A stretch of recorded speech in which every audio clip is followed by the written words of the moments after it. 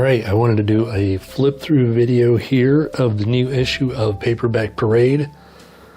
This is put out by Gary Levisi of Griffin Books, though I've heard him say it differently, Griffin.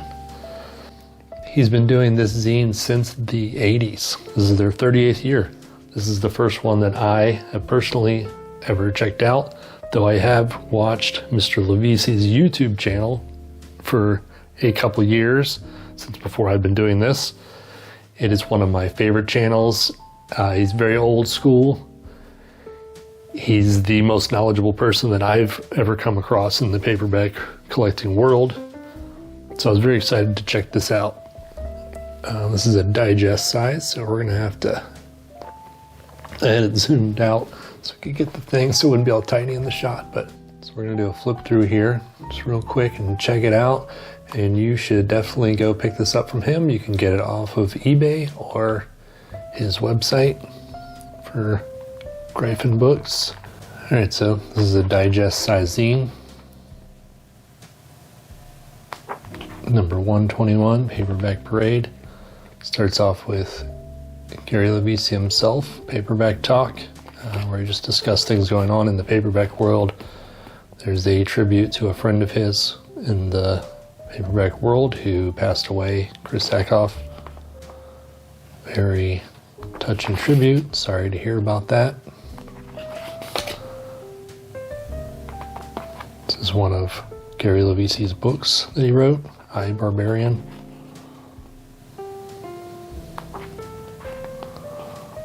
I like this picture. It looks old-timey, like an old Folkways record picture. Got some other paperback zines mentioned. Men's Adventure Quarterly, we did a video on that. The Paperback Fanatic. Here's one I was not aware of, Bare Bones.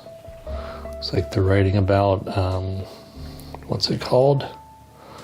It's not Notipus, is it 000? Yeah, 0008.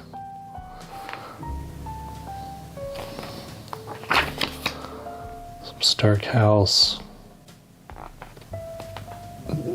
Black Cat book. This is put out by Stark House, a series of hard-boiled books. It's current. I believe they are reissues though.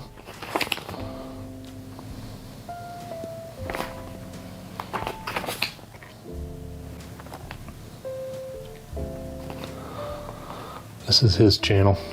I'll put a link for it down in the description. Everyone should go watch it if you haven't seen it.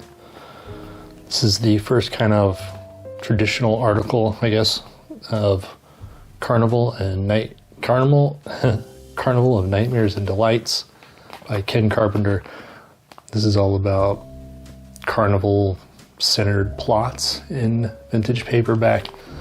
I absolutely loved this article. I like when things are organized in this way, and then he even gives off a list here towards the end where he goes through, and these are the ones that he's found that have to do with carnivals.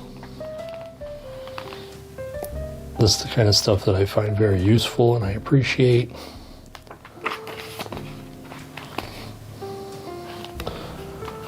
The Satan in High Heels book. It was, this is a novelization of a movie, and it was written by that bookstore I always talk about, Bonnets, that's here in Dayton. The original owner actually wrote this movie, and this is the novelization based off of the movie. It's a really great black and white noir, if you've never seen it. Maybe I'll put a link for that too. For some more Carnival books. Just like any of our other flip throughs, I pulled out the books that I had that are pictured just for fun. So we have The Headless Lady.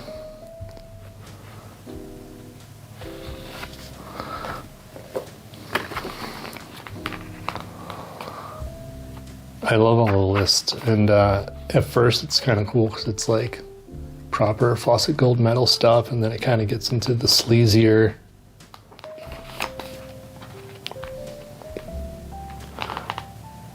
sleazier version of carnival fiction.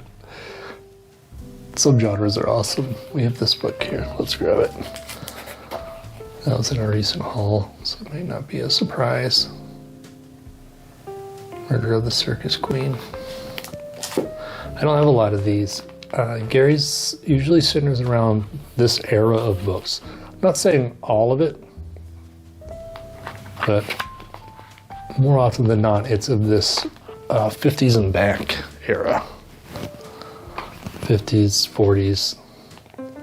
Just stuff that you just never see. When you watch his videos, he pulls out books that you're just like, I would never see that in a store. He just had to be around at the time. Not that he was around at the time, but you know, if you're looking for that stuff in the 80s, it's only 40 years old and you could probably find it. Anyway, if that makes any sense. Hope that's not insulting if he's watching this. Yeah, I love these, the dirty ones. Carnival Mistress, Carnival Girl.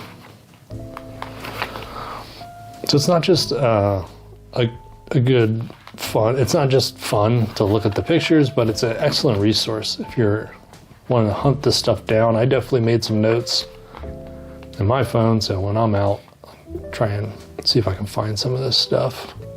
King of Snakes. It's an advertisement for Stark House. Freaks. Speaking of Freaks, by Rich Green. Oh, this is about the movie.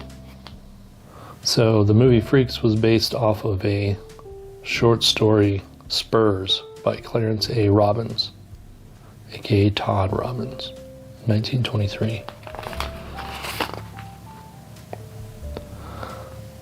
The great paperbacks of film noir, The Bride Wore Black, Kurt Brokaw.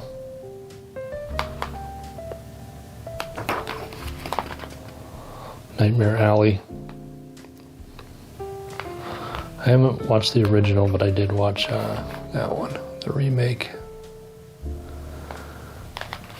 It was okay. It's a little long. It was very long.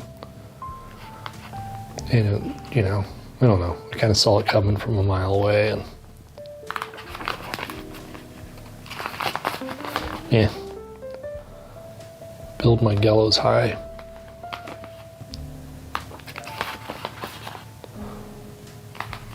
Dishonor here. Got that one.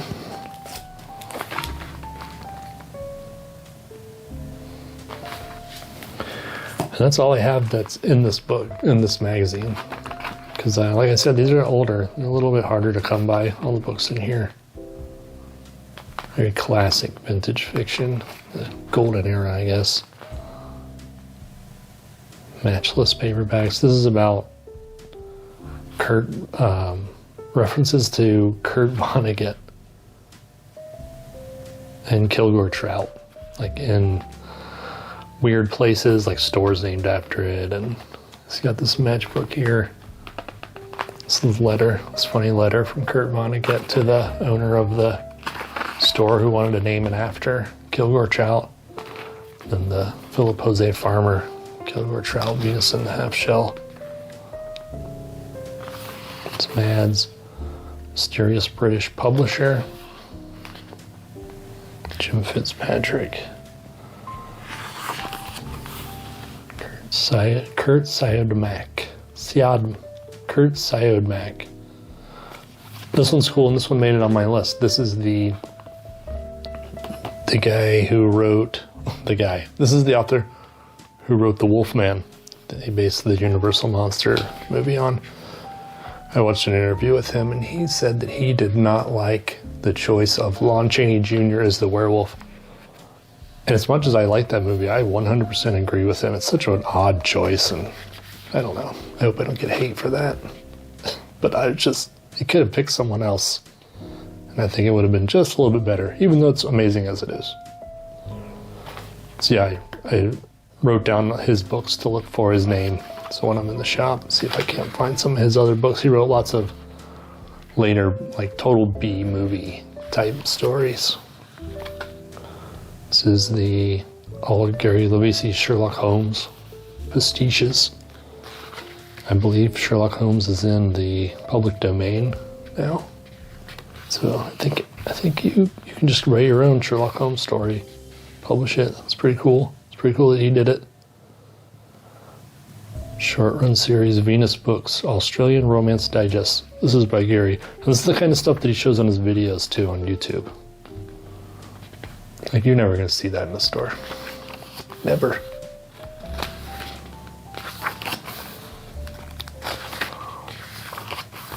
Don't want to show too much. I don't know what happened here, man.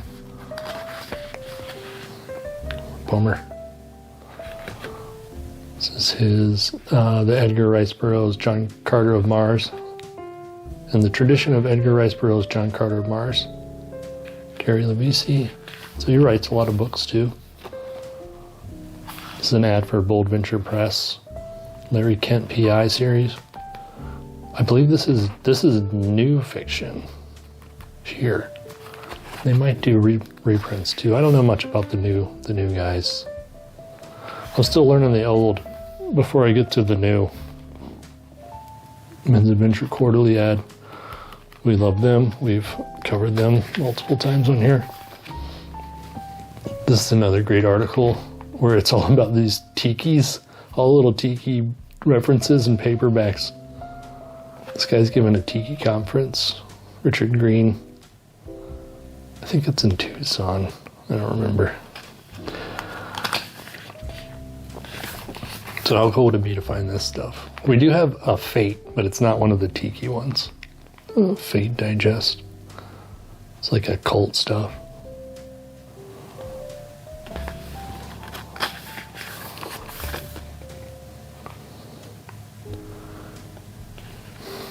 I went through my collection seeing if I had any tiki stuff that wasn't pictured, and I don't.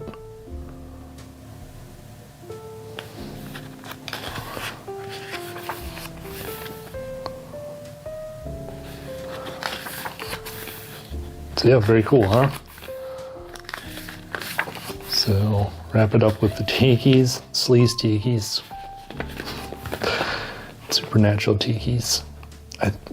I might have one of these Dennis Wheatley's, but not with any tiki on the cover. That's cool. And then there's the ad for Pulpfest, which we are actually going to this year.